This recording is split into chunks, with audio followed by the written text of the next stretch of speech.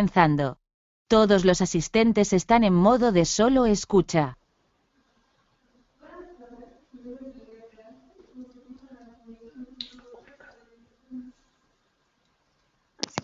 Buenas tardes. Mi nombre es Olivia Peralta y estamos aquí para dar comienzo al último webcast del año de Trend Micro, predicciones de seguridad para el 2015. Lo invisible se vuelve visible, a cargo de Juan Pablo Castro, que es director de Innovación Tecnológica. Una vez finalizado, estaremos haciendo una sesión de preguntas y respuestas, así que cualquier duda, por favor, escríbanla en el chat y las contestaremos con mucho gusto. Espero que lo disfruten y los dejo con Juan Pablo. Hola, buenas tardes a todos. Bienvenidos a lo que son las predicciones del 2015 que hacemos en Trend Micro todos los años. Este es un evento que realizamos al final de cada año con unos análisis que realiza nuestro departamento de Trend Labs, que es nuestro departamento de investigación sobre amenazas y tendencias. Y cada año lo que hacemos es tratar de adaptarlo también a las distintas regiones para que ustedes puedan ver cómo esas tendencias están impactando en las distintas regiones y en los distintos lugares. Para comenzar, y antes que nada, cuando uno habla de predicciones, lo primero que tiene que tener en cuenta es, perfecto, esta gente debe hacer futurismo, ¿no? Algo por el estilo, ¿cómo sabe lo que va a suceder?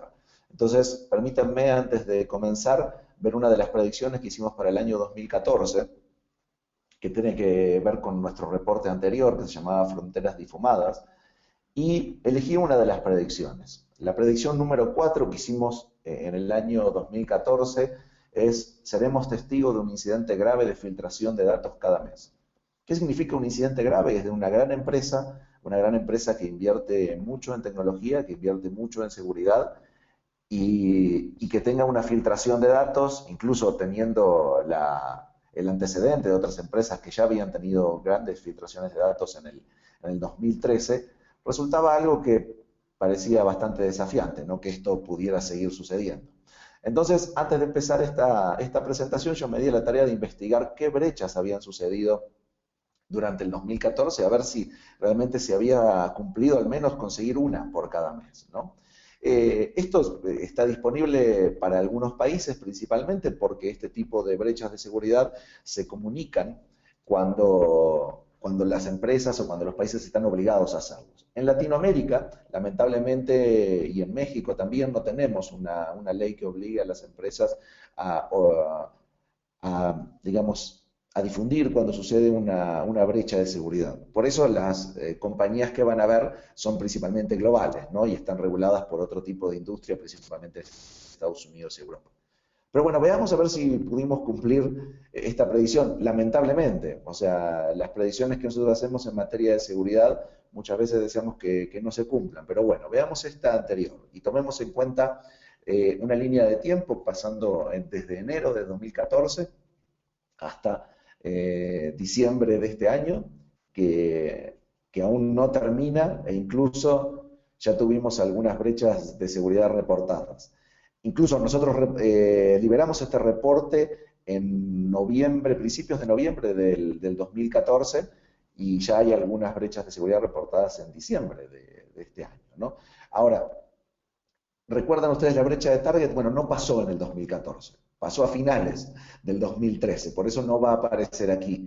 Pero tengamos en cuenta que es una de las brechas que se ha hablado más de seguridad en el 2014 e incluso no está contenida dentro de esta línea de tiempo.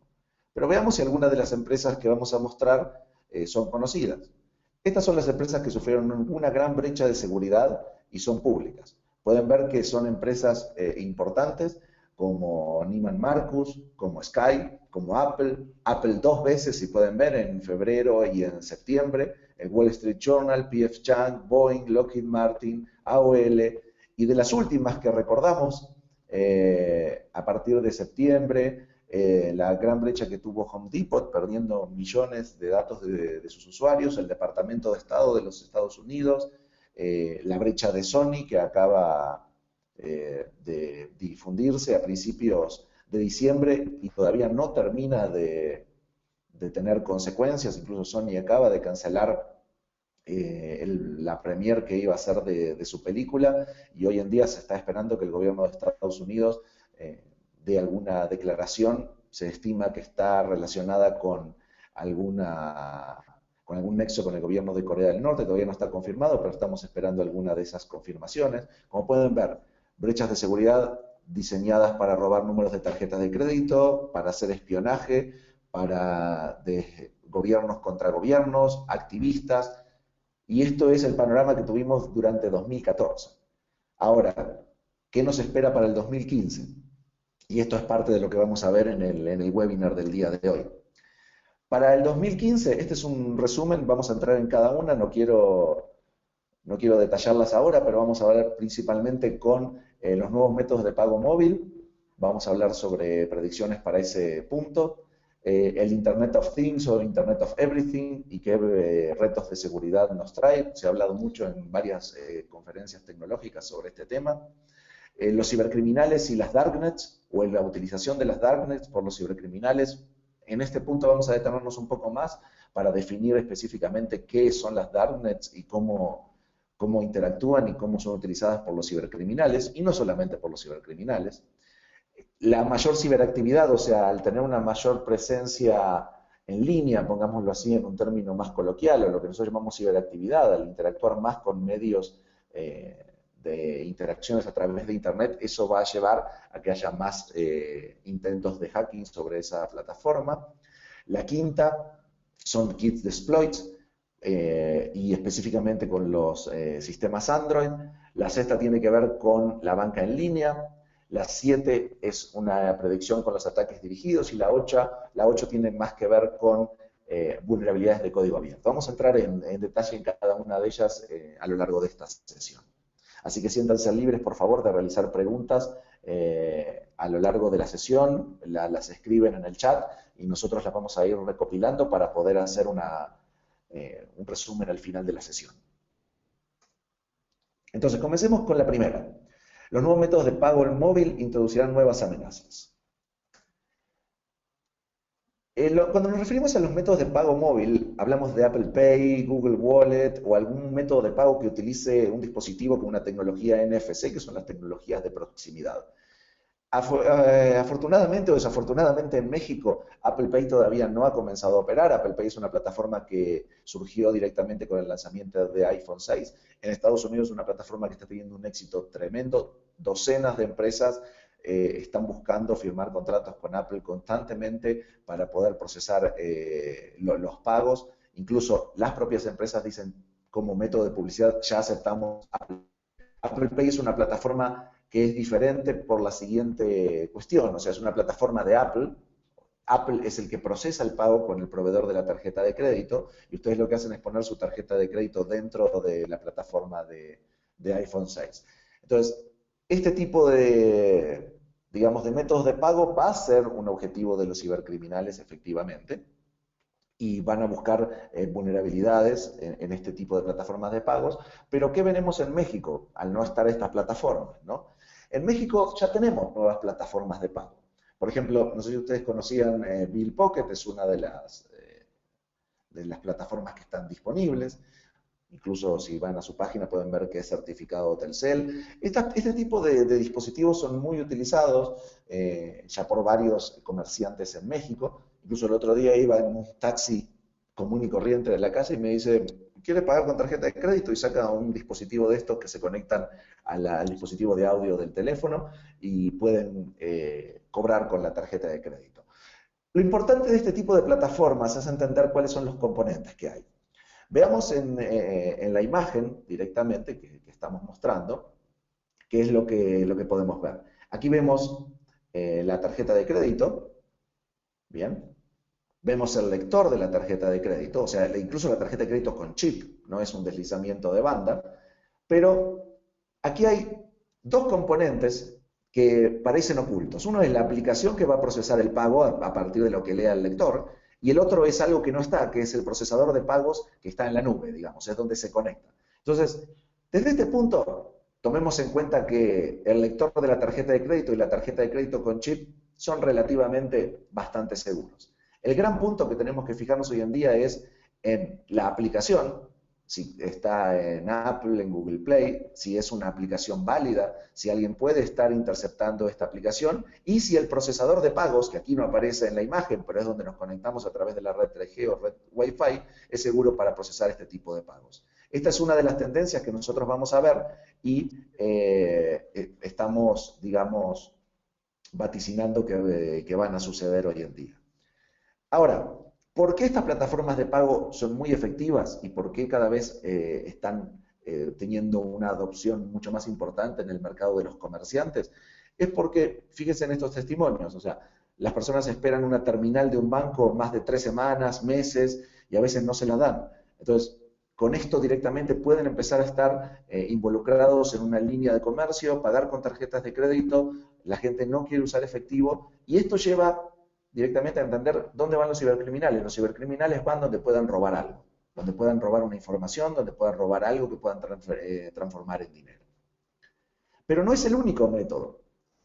En México también tenemos iSettle, que es otra plataforma de pago. Incluso, si ustedes se dan cuenta, en iSettle dice recibe gratis tu lector. En este caso uno se registra en la plataforma y ni siquiera le cobran el lector de la tarjeta de crédito. Otra también tenemos otra plataforma muy utilizada que es Señor Pago. Entonces, vean la proliferación de este tipo de plataformas de pago y lo interesante que pueden ser para los cibercriminales. Incluso estas plataformas de pago van a convertirse en una competencia del sector financiero, del sector bancario que procesa pagos. Y una de mis preguntas cuando estaba haciendo esta presentación era, ¿y no están haciendo nada? Específicamente, una de las partes que vi en la presentación tiene que ver con esto. Multiva ya está ofreciendo este tipo de dispositivos, o sea que ya los bancos están entrando en este tipo de plataformas. Ahora lo que tendrían que ver es cómo cambian el modelo de hacer negocios, ¿no? ¿Por qué se van a hacer más atractivos que tener una terminal?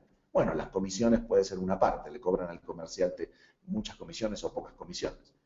Incluso el comerciante ni siquiera tiene que tener una cuenta en un banco establecido. Puede ir cobrar con iSettle y después o con Señor Pago y cobrar en una tienda de supermercados diciendo tengo que procesar estos pagos que me hicieron y va y cobra al otro día, ¿no? Entonces, fíjense el cambio en lo que tiene que ver con la forma de interacción con el modelo comercial, ¿no? Pero desde que yo hice esta presentación, recuerdan que les comenté, a principios de noviembre de este año, una de las plataformas de pago que es utilizada mucho en Estados Unidos se llama Charge Anywhere.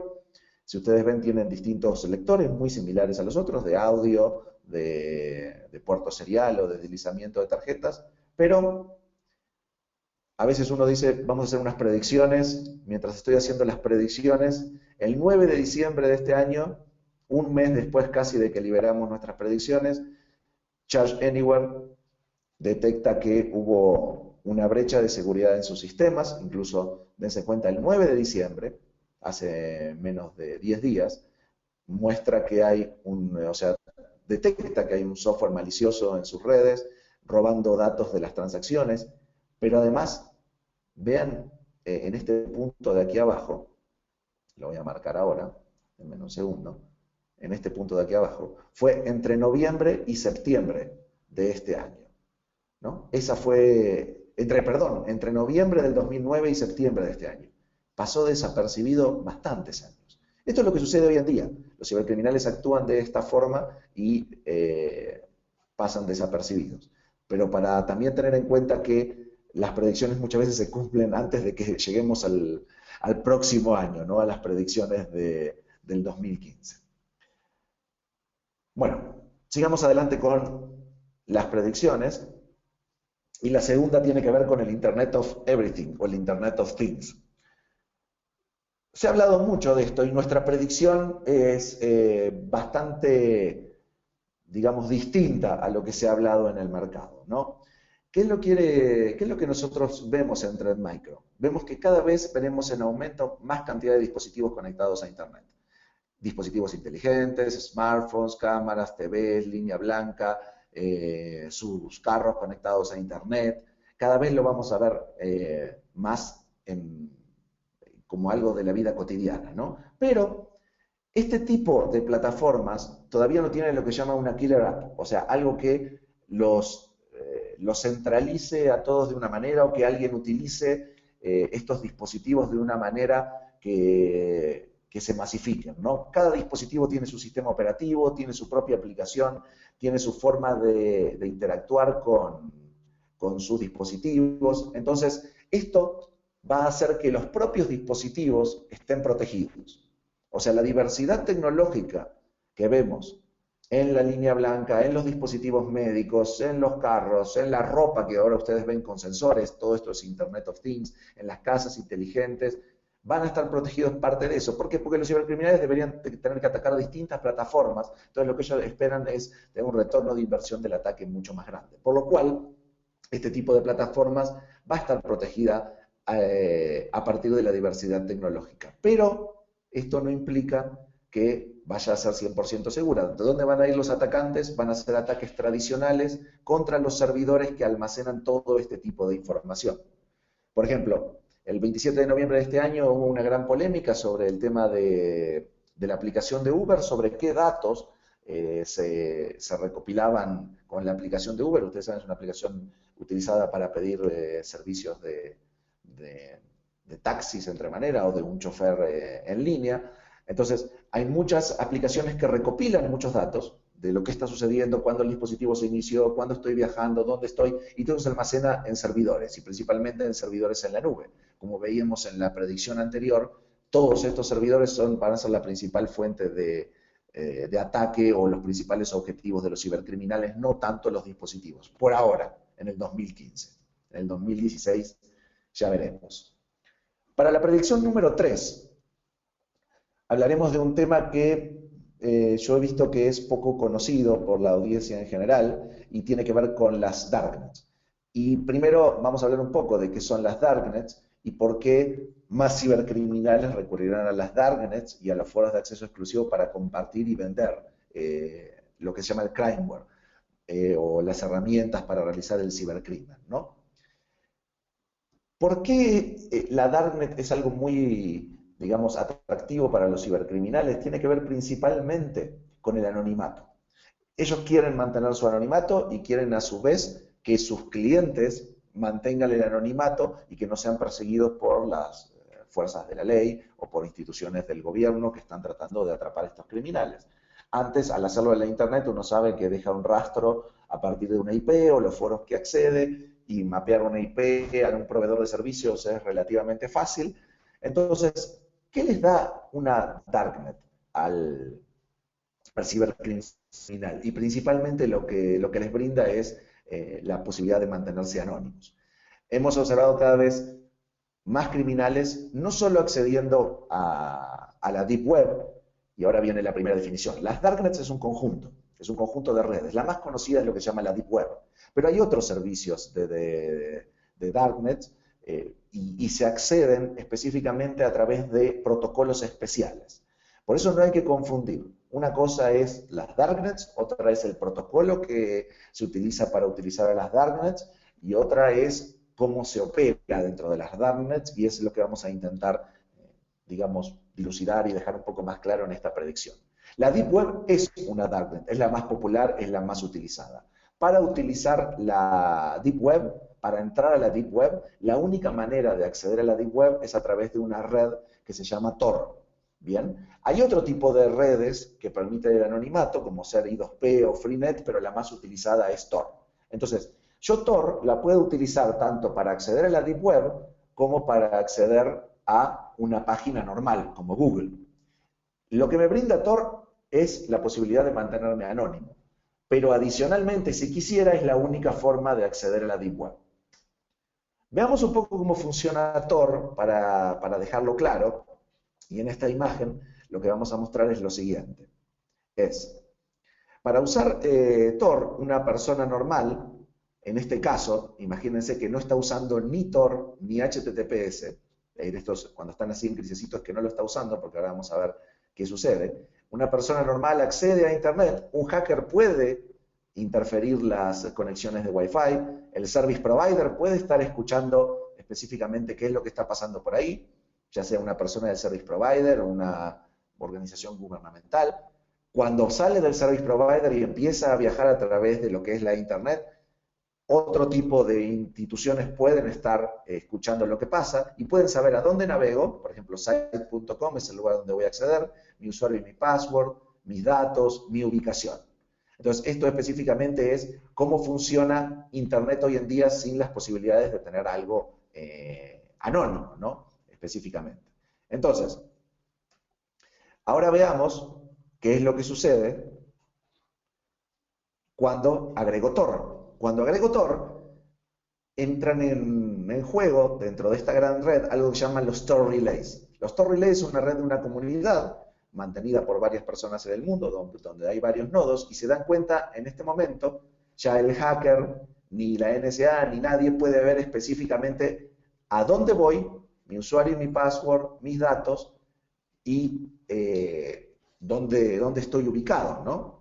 Pero vean qué pasa, después de que salgo del último Tor Relay, el sitio donde voy a acceder sí sabe los datos reales. Ahora, si combino Tor y HTTPS, obtengo lo que les mostraba anteriormente, que es la posibilidad de mantener un anonimato especial. Entonces, lo que tiene que dar claro de esta parte es, la red Tor me permite a mí mantener un anonimato. Ahora, ¿qué tiene que ver esto con la Deep Web? Si no tengo una red Tor, no puedo acceder a la Deep Web.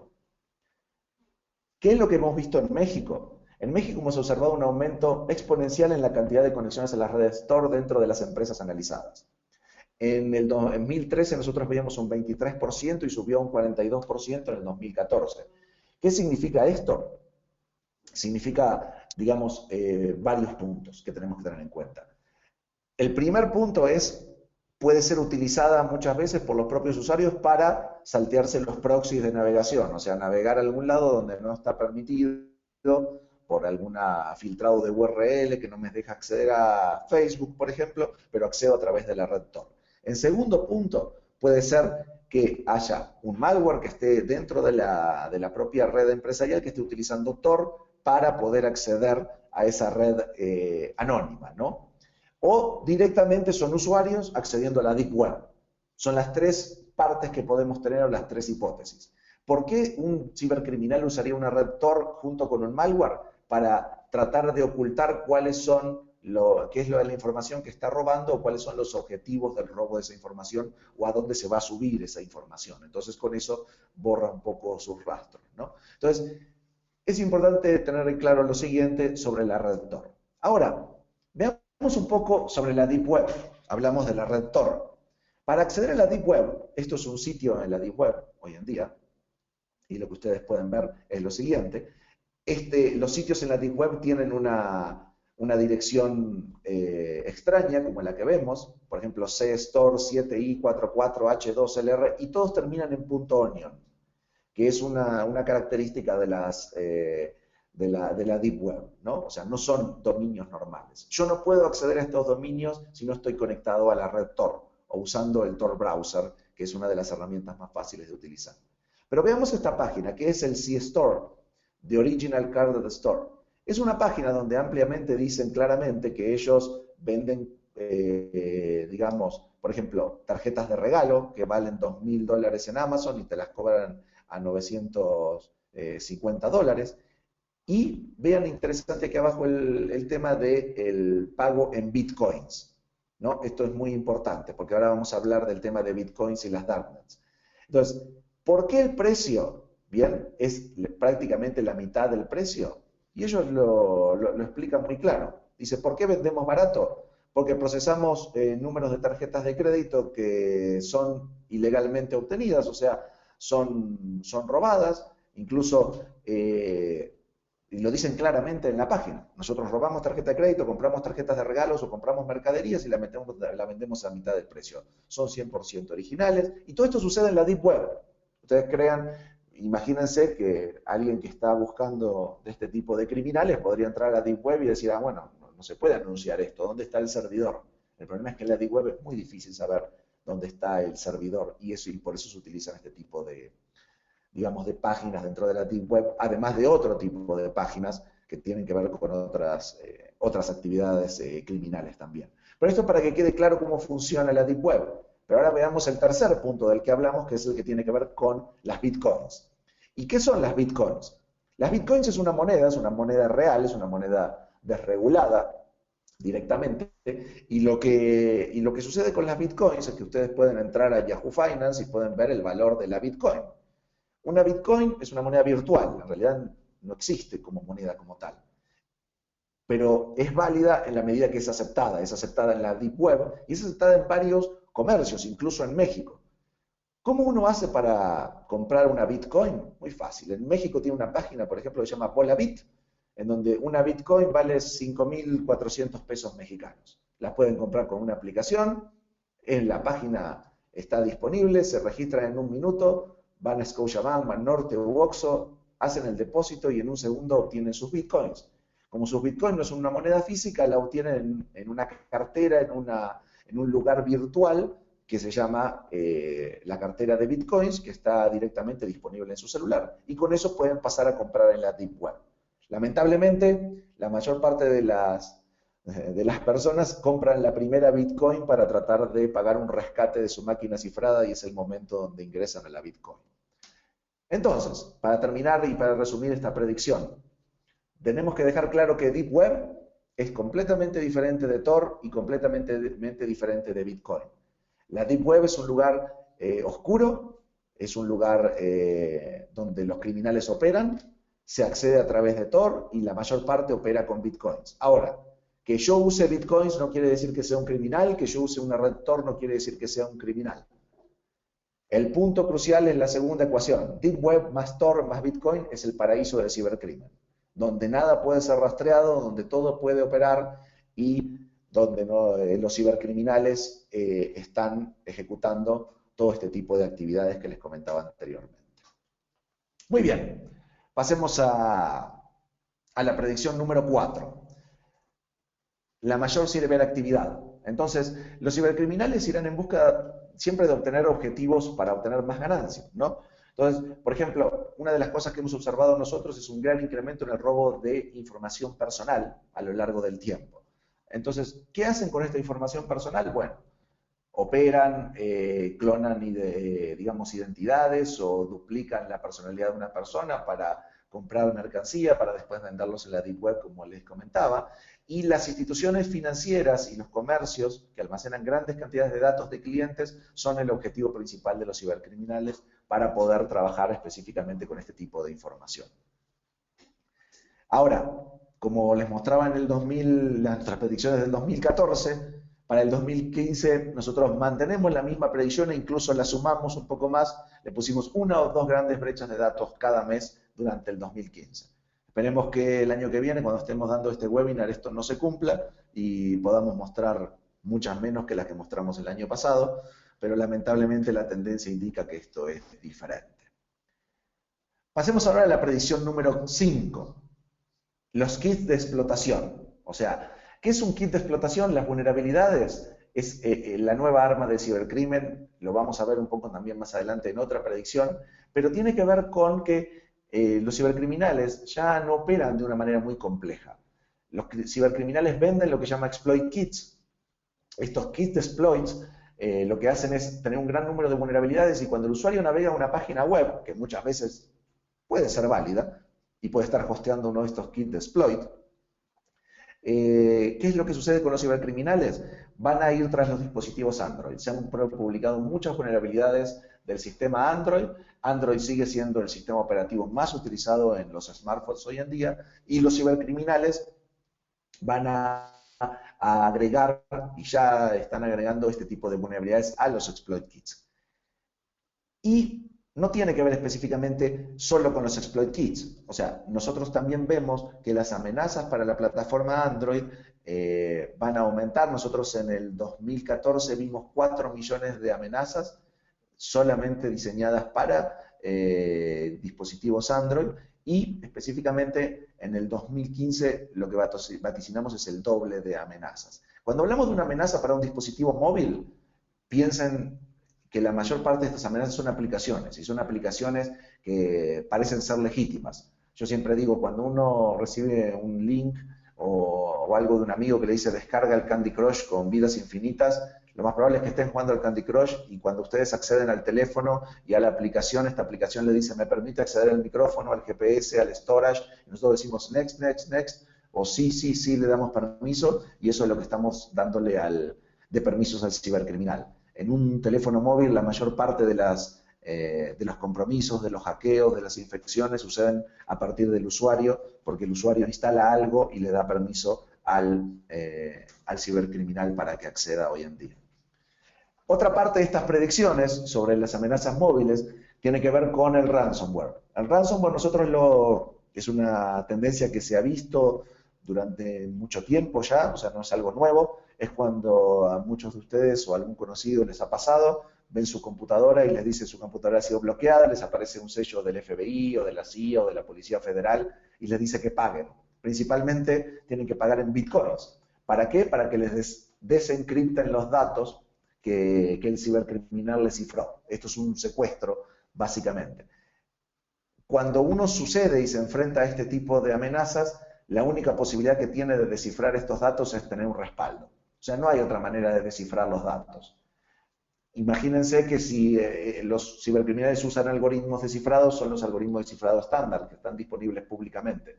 Si se pudiera descifrar de alguna manera, nada de lo que nosotros ciframos sería seguro. Entonces, se aprovechan de este tipo de secuestros virtuales para que las máquinas estén a la merced de ellos y el usuario, que nunca tiene un respaldo adecuado de la máquina, dice específicamente, sí voy a pagar. Y lamentablemente eso es lo que indica la tendencia, los usuarios pagan. Pero en esta predicción no vamos a hablar solo de este ransomware, sino de que el ransomware se mueve a los dispositivos móviles. Imagínense esto mismo que les pasaba en su máquina, en un teléfono móvil, y cuando sucede y ustedes están fuera de su lugar de trabajo o lejos de su familia, no acceden al dispositivo, lo más probable es que paguen. Entonces, esto los cibercriminales están haciendo una nueva tendencia para lograr más ganancias específicamente. Pasemos a la predicción número 6. Amenazas más severas para la banca en línea y el sistema financiero. Esta es una tendencia que hemos visto en aumento, específicamente porque es donde los cibercriminales ven un mayor retorno de inversión. ¿Por qué? Porque hay gran volumen de transacción, ellos pueden obtener muchos datos y esos datos los pueden, digamos, volcar a la banca en línea y el sector financiero específicamente, es que los cibercriminales ya no van solamente tras los usuarios tradicionales de computadoras, sino que la mayor parte de los bancos hoy en día tienen aplicaciones móviles financieras. Esas aplicaciones móviles financieras muchas veces son desarrolladas por otras áreas o por terceros que interactúan con los sistemas y muchas veces poder tener la seguridad de que esas aplicaciones estén en un sistema correcto o de alguna forma programadas correctamente, van a ir sobre. Recordemos que la mayor parte de los robos o de los grandes robos de números de tarjetas de crédito no se realizaron hoy en día en lo que tiene que ver con las transacciones punto a punto, o sea, esos canales van cifrados. Los criminales roban la información de la memoria RAM de los dispositivos, donde la información está descifrada. Y no solo robarán las credenciales, sino también la identidad de estos usuarios. ¿Cómo lo harán? Ataques de phishing dirigidos a dispositivos móviles, específicamente. Voy a recibir algún correo o alguna URL en algún sistema de mensajería o en algo que yo lea en mi dispositivo móvil y cuando la intente abrir solo va a ser válida en el dispositivo móvil. Ustedes saben que en un browser, en un dispositivo móvil también es muy fácil ocultar lo que es la URL a donde uno va a acceder. Aplicaciones falsas, haciéndose pasar por aplicaciones reales. DNS falsos, cuando uno intenta acceder a una dirección que debería ser real, no pueden acceder. Y estas son solo algunas de las tácticas que van a utilizar los cibercriminales. Muy bien, ya llegando casi al final para nuestras últimas dos predicciones, los ataques dirigidos. Los ataques dirigidos se volverán tan predominantes como el cibercrimen. ¿A qué nos referimos con esto? Hoy en día para un cibercriminal es mucho más fácil hacer un ataque dirigido que hace mucho más tiempo. ¿Por qué? Porque hay mucha más información y hay muchas más herramientas que pueden ser utilizadas en este tipo de ataques. Entonces, uno puede saber mucho más específicamente algo sobre una persona a la cual va a dirigir un ataque, y esa persona va a ser el objetivo principal del ataque, pero no es el objetivo final, simplemente puede ser una entrada a una empresa para luego hacer un movimiento lateral. ¿Cuáles son los actores que seguimos viendo específicamente en este tipo de ataques dirigidos? Rusia, China y Estados Unidos siguen siendo predominantes en este tipo de técnicas, pero lo que comenzamos a ver y lo que esperamos para el 2015 es un aumento desde países como la India, Vietnam, el Reino Unido y también Malasia e Indonesia. Este es el tipo de fuentes de donde van a venir este tipo de ataques dirigidos, ¿no? La motivación de los ataques dirigidos es mucho más compleja que la que veíamos en las predicciones anteriores, donde tenía que ver mucho que ver con el ámbito financiero, con ganar algún dinero, ¿no? Van a ir tras secretos altamente clasificados de gobierno, información financiera, propiedad intelectual, secretos industriales o motivación política, entre otros. Pensemos en el ataque de Sony, que ha tenido tanta notoriedad últimamente. No había un objetivo financiero, sino era un objetivo básicamente político o activista, o sea, en el que las demandas tenían que ver claramente con cancelar ciertas películas. Ahora, las pérdidas financieras de esto son prácticamente incalculables. Han publicado información de Sony que es crucial, por ejemplo, un script borrador de la última película de James Bond, las películas que va a publicar Sony. Imagínense lo que puede pasar con todo esto, o sea, lo que se puede perder de dinero, prácticamente es incalculable. ¿Y cómo son los ataques dirigidos? ¿Por qué son cada vez más exitosos? Porque cada vez las redes sociales son más utilizadas por las personas. Es mucho más fácil crear un ataque diseñado para una sola persona, hablando de redes sociales como LinkedIn, como Facebook, o sea, o redes o Instagram, donde uno publica mucha información sobre lo que a uno le interesa. Entonces esas tácticas de phishing dirigido o de watering hole, de comprometer una página real a donde uno accede normalmente, son de las técnicas más utilizadas por estos atacantes. Muy bien, entremos en nuestra última predicción. Y vamos ahora a hablar de vulnerabilidades en las aplicaciones de código abierto. Las vulnerabilidades de estas aplicaciones, o sea, las vulnerabilidades es algo que hemos luchado contra ellas durante mucho tiempo, y ahora les voy a mostrar una estadística para ser interesantes, pero nuestra predicción tiene que ver con vulnerabilidades de código abierto. ¿Qué significa esto? Son las aplicaciones, o sea, ustedes conocen código abierto como ser Linux, sistemas Android, Apache, o sea, muchas aplicaciones que son de código abierto, que son utilizadas hoy en día por muchas aplicaciones que son realmente empresariales o comerciales.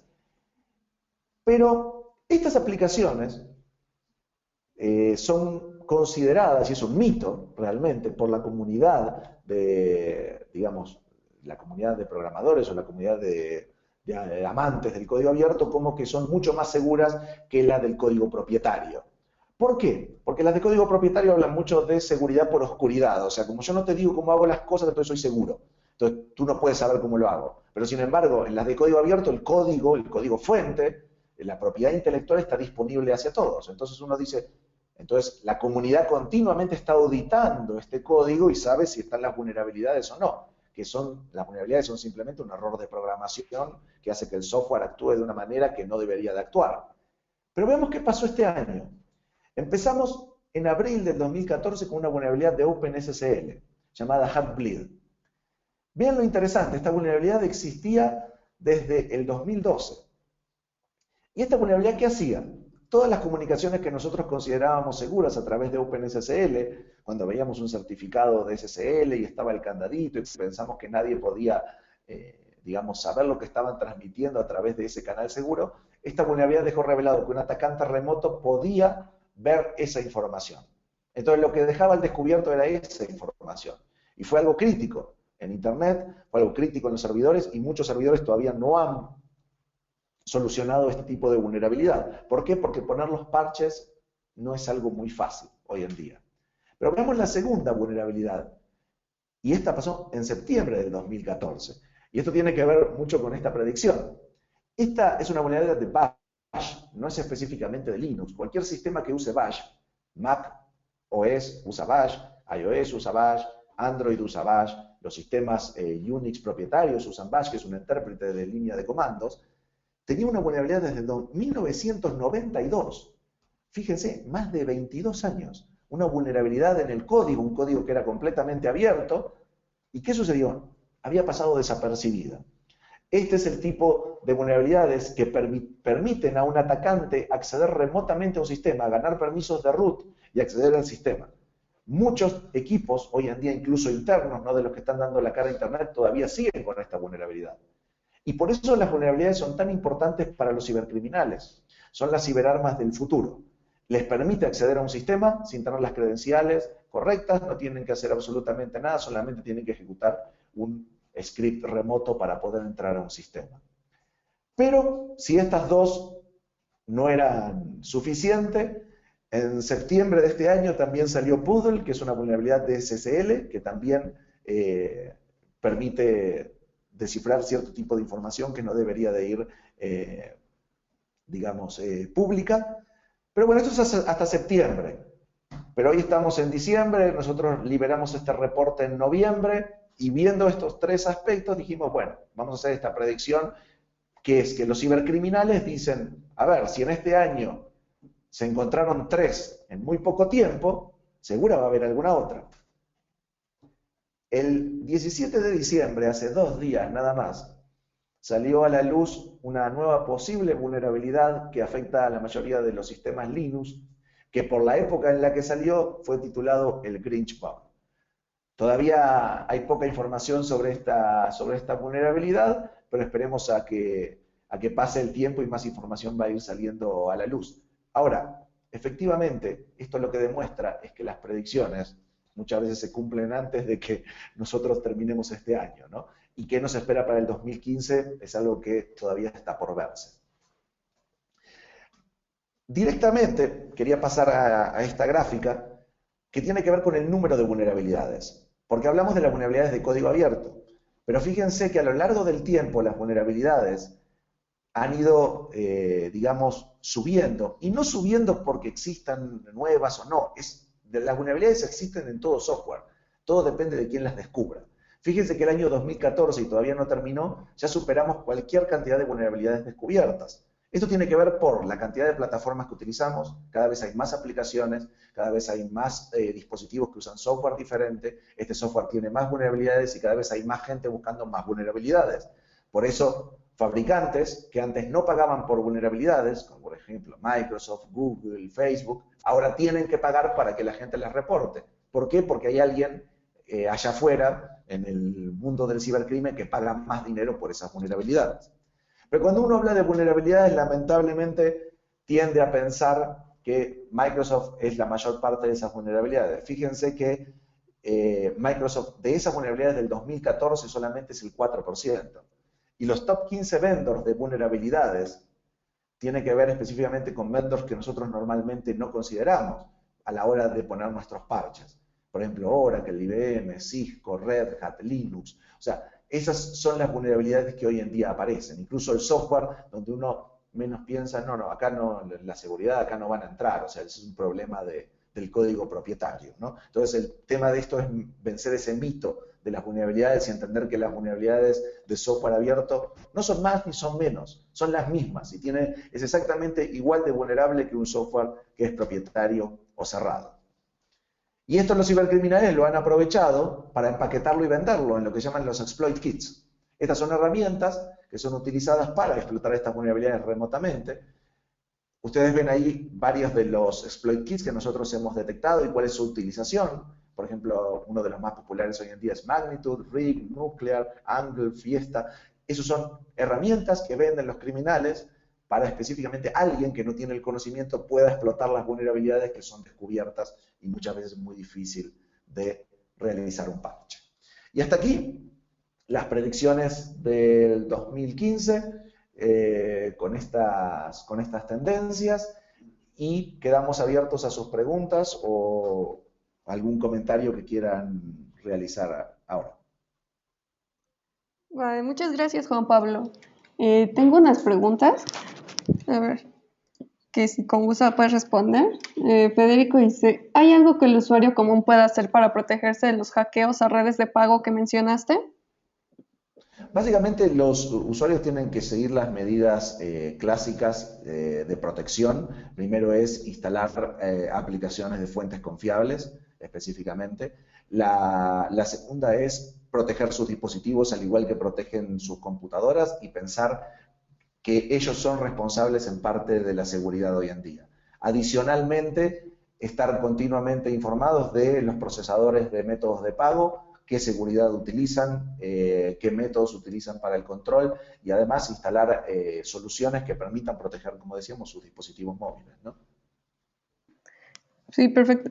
Siguiendo con el tema de la protección, también preguntan si se corre algún riesgo informático al comprar, vender o usar bitcoins en Internet. No, no hay ningún riesgo informático más que el propio riesgo que tiene una moneda normal. Las bitcoins son un objetivo de los cibercriminales, o sea, van a ir detrás de tus bitcoins que están guardadas en tu máquina o en tu celular. O sea, cuando te roban una bitcoin no hay manera de recuperarla. Entonces, hay malware que está específicamente diseñado para robar bitcoins, pero tener bitcoins no significa ningún riesgo, ¿no? Más allá de que las puedas perder o te las puedan robar como cualquier moneda hoy en día. Y bueno, hablando de que tocas el tema de Sony, también la pregunta de, en base a lo que se sabe del ataque a Sony, ¿conoces cuál fue la mecánica que usaron los hackers para ingresar y robar los datos? Sí, la mecánica que utilizaron los hackers es muy sencilla, incluso no tiene algo que sea muy avanzado. Utilizaron correos dirigidos a ciertas personas, utilizaron algunas herramientas muy clásicas directamente. Lo importante de estos casos cuando uno habla es no solo las técnicas, sino el armar todo el ataque en sí. Por ejemplo, después de que se empezó a revelar ciertas partes del ataque de Sony, se dieron cuenta que muchos usuarios de Sony usaban passwords que eran muy fáciles de adivinar. Lo mismo que sucede en la mayor parte de las empresas. Entonces, las técnicas no son muy complejas. El malware que se utilizó sí es bastante complejo. Incluso en Trend Micro hicimos un análisis en el blog de Trend Micro. Ahora les vamos a mandar el link para que puedan leer más en detalle. Hicimos un análisis en detalle de la muestra de este malware y el malware en sí es bastante complejo, las técnicas utilizadas son las técnicas normales, es primero infiltración, o sea, buscar un punto de entrada con un ataque dirigido y después realizar un movimiento lateral para poder ganar mayores privilegios para después poder robar la información. Y esa información fue publicada en distintos torrents, o sea que son métodos de compartir información y mucha de ella todavía está disponible por ahí, ¿no? Bueno, tenemos otra pregunta. Arlene nos pregunta que hoy en día podríamos decir que con este tipo de nuevos dispositivos de cobro son seguros. Sí, a ver, lo que hay que tener en cuenta es, no hay nada que sea 100% seguro. O sea, es en el mundo en que vivimos. Nosotros no podemos considerar que algo es 100% seguro. Dicho esto, los dispositivos de cobro son seguros en base a lo que yo comentaba al principio, que toda la cadena sea segura. O sea, la tarjeta de crédito utiliza un chip, ese chip se lee en un lector, ese lector se lee en una aplicación. ¿Esa aplicación es segura? ¿Guarda datos en la memoria RAM que están descifrados y pueden ser capturados? ¿Esa aplicación envía los datos al procesador de una manera segura? El procesador, ¿cómo almacena y cómo controla sus redes internas para que nadie pueda acceder a esa información que es segura, como vimos en la brecha de seguridad? Esos procesadores de pagos de tarjetas de crédito tienen sistemas de detección de brechas de seguridad. Principalmente es uno de los problemas que hoy en día vemos. O sea, las compañías se focalizan mucho en la prevención y gastan muchísimo dinero en prevención. Y hoy en día hay que invertir más en lo que nosotros llamamos detección y respuesta. Detección temprana y respuesta rápida. Porque si no, no se puede admitir que en empresas o en casos como las que vimos en Home Depot pasen meses incluso inadvertidas estas brechas de seguridad. Incluso las empresas ni siquiera se dan cuenta de que sucedió la brecha de seguridad. Las empresas se dan cuenta cuando alguien en la Deep Web, que está monitoreando la Deep Web, ve que están vendiendo números de tarjetas de crédito que corresponden a esas empresas. Y ahí se dan cuenta que tuvieron una brecha de seguridad. Lamentablemente ese es el panorama donde vivimos hoy en día. Bueno, tenemos otra pregunta. Horacio pregunta, Trend Micro, ¿qué está haciendo o qué va a hacer con respecto a las vulnerabilidades en Mac? Bueno, hoy en día lo que tiene que ver con las vulnerabilidades en distintos dispositivos tiene que ver con poder, primero para el usuario es siempre decir, pongan los parches para que estén completamente al día, ¿no? El segundo punto es, las vulnerabilidades están siempre. Lo que uno tiene que tener es poder tener la forma de poder analizar esas vulnerabilidades y saber si algo me está atacando o no esas vulnerabilidades. Por ejemplo, dentro de lo que hace el Trend Micro en la protección de Mac también digamos, examina o elabora los patrones para poder detectar vulnerabilidades o, digamos, piezas de malware que afecten estas vulnerabilidades hoy en día.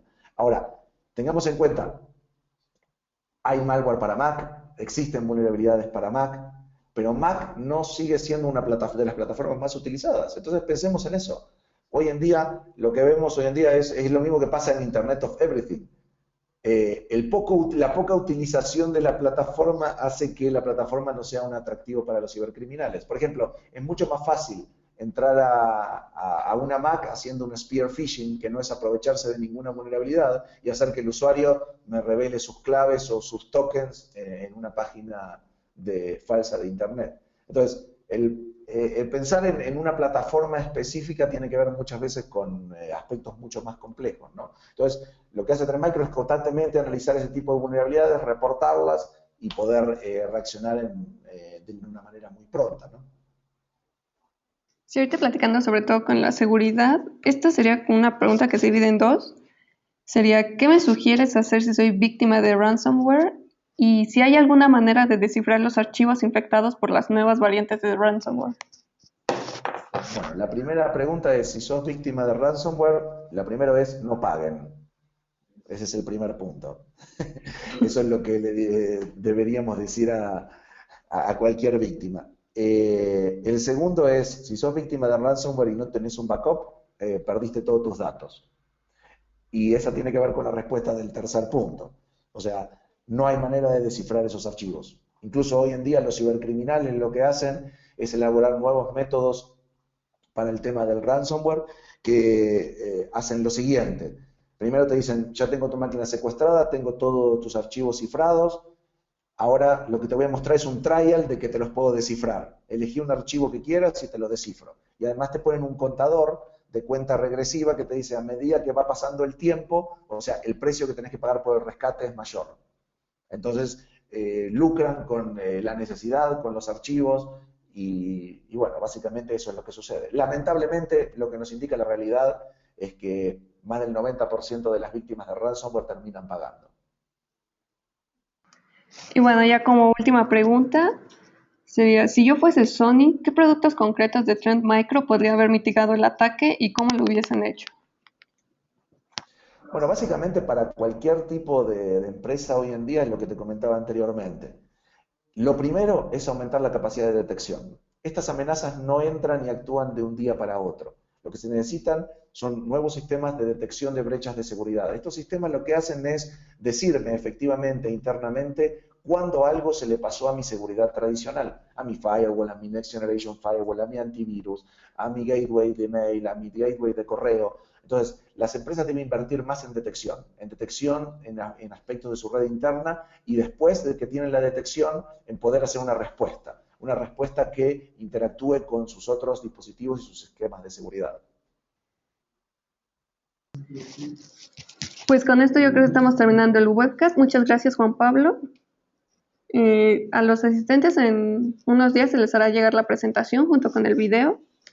Y pues esperamos verlos en los siguientes webcasts que tenga Trend Micro. Hasta Bueno, luego. muchas gracias a todos por asistir. Hasta luego. Buenas tardes.